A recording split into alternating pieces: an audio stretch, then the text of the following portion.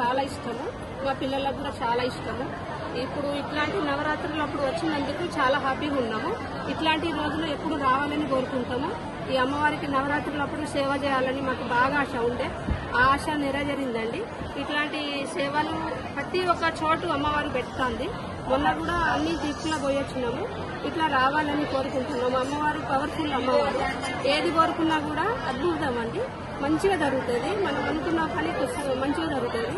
ఇట్లాంటి అవకాశం అందరికీ దేవుడు ఇస్తాడు కానీ మంచిగా జరగాలని కోరుకుంటామండి. మీరు ఎక్కడి నుంచి వస్తున్నారమ్మా? మేము భీమారం అండి, చిన్నకొండ భీమారం నుంచి వస్తున్నాము. దేవీ నవరాత్రులు అయిపోయేంత వరకు అన్ని పూజలు చేస్తామండి. నవరాత్రులప్పుడు అయిపోయే వరకు వస్తూనే ఉంటామండి.